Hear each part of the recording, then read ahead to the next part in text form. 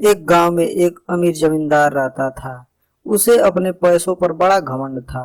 जितने अधिक पैसे उसके पास थे उतना ही वह कंजूस था। अपने खेतों में काम करने वाले किसानों से वह खूब मेहनत करवाता था, मगर पगार कौड़ी कौड़ी भर भी नहीं देता था। मजबूर किसान मन मारकर उसके खेतों में काम करते रहते थे।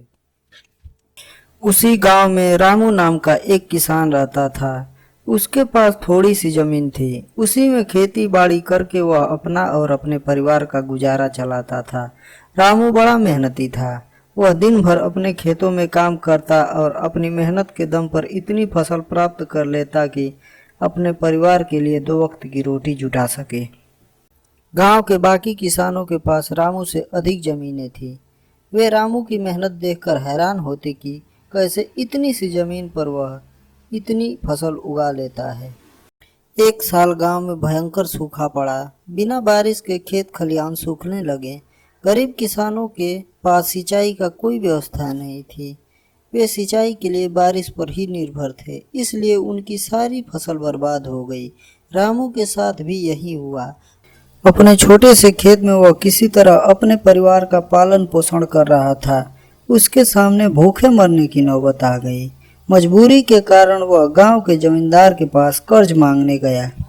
जमींदार कंजूस था ही। उसने सोचा कि यदि उसने रामू को पैसे दे दिए तो यह लौटा तो पाएगा नहीं, इसलिए इसे अपने खेतों में काम पर लगा लेता हूँ। मेहनती तो है ही और मजबूर भी, कम पैसों में दुगनी मेहनत करवाऊंगा। उसने रामू से कहा, देख रामू, मैं तुझे कर्ज नहीं दे सकता, लेकिन तेरी इतनी मदद कर सकता हूँ कि तुझे अपने खेतों में काम पर रख लूँ। तुझे महीने के 1000 रुपये दे दिया करूँगा। पर मालिक, दूसरे किसान तो 2000 पाते हैं। करना है तो कर, वरना मेरे पास किसानों की कोई कमी नहीं है। मजबूर रामू क्या करता, हामी भरकर घर लौट आया। अगले दिन से जमींदार के खेत में काम करने लगा। मेहनती तो वह था ही, वह खूब मेहनत और लगन से वह काम करने लगा। उसने 4 महीनों का काम 2 महीनों में ही कर दिया।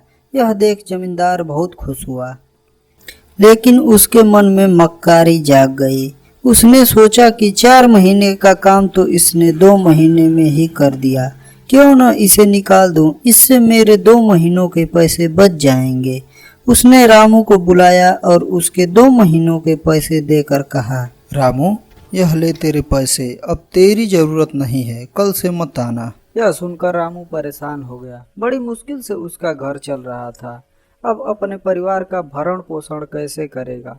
वह जमींदार के सामने गिड़गिड़ाने लगा कि उसे काम से न निकाले, लेकिन जमींदार ने उसकी एक न सुनी और रामू मायूस होकर घर लौट आया। चिंता से रात भर उसे नींद नहीं आई। सुबह उठकर उसने फैसला किया कि वह फिर से जमींदार के पास वापस जाएगा और उससे विनती करेगा कि उसे वापस काम पर रख ले। वह जमींदार के घर के सामने जाकर बैठ गया। सुबह उठकर जमींदार अपने घर से बाहर निकला तो रामू को अपने घर के सामने बैठा हुआ देखा। उसने रामू से पूछा, क्या हुआ रामू, क्यों आया है? रामू जमींदार के पैरों में गिर पड़ा और गिड़गिड़ाते हुए बोला, मुझ पर दया कीजिए मालिक, मुझे काम पर रख लीजिए, मेरा परिवार भूखा मर जाएगा। जमींदार ने उसकी एक न सुनी और उसे धक्के मारकर वहां से निकलवा दिया। रामू उस समय तो वहां से चला गया, लेकिन अगली सुबह फिर से जमींदार के घर के सामने जाकर बैठ गया। जमींदार ने फिर उसे वहां से भगा दिया। अब रोज यही क्रम चलने लगा। रामू रोज जमींदार के घर के पास जाकर बैठ जाता और जमींदार उसे भगा देता। तंग आकर जमींदार ने सोचा कि क्यों न कुछ दिन के लिए दूसरे गांव में चला जाऊं। मुझे घर पर ना देखकर रामू यहाँ आना। अगले दिन जमींदार दूसरे गांव अपने रिश्तेदार के यहाँ चला गया। 10-15 दिन बाद वह अपने घर लौटा तो रामू को अपने घर के सामने बैठा नहीं पाया। वह मन ही मन खुश हुआ कि चलो उससे पीछा छूटा, लेकिन चकित भी हुआ कि आखिर रामू ने आना बंद क्यों कर दिया। उसने गांव वालों से बुलाकर पूछा तो पता चला कि रामू घायल है और अपने घर पर पड़ा है। जमींदार ने पूछा, क्या हुआ उसे? एक किसान बोला, मालिक, जब आप दूसरे गांव चले गए थे तब भी आपके घर के सामने रामू बैठा रहता था। एक दिन आपका खाली घर देखकर कुछ चोर चोरी करने के लिए आपके घर में घुस गए, लेकिन रामू की नज़र में आ गए। रामू ने अपनी जान की परवाह न किए बिना उनसे उलझ गया और उन्हें भगा दिया। उनके बीच हुई हाथापाई में रामू घायल हो गया। ये जानकर जमींदार को खुद पर शर्म आने लगी कि उसने रामू के साथ कितना बुरा किया, लेकिन उसके बाद भी रामू ने उसके घर पर चोरी होने से बचाने के लिए चोरों से उलझ गया। वह पछताने लगा। उसने रामू के घर जाने का फैसला किया। वह रामू के घर पहुंचा तो देखा कि रामू बड़ी दयनीय अवस्था में चारपाई पर पड़ा हुआ है। उसके बच्चे भूख से बिलख रहे हैं। यह देख जमींदार का दिल भर आया।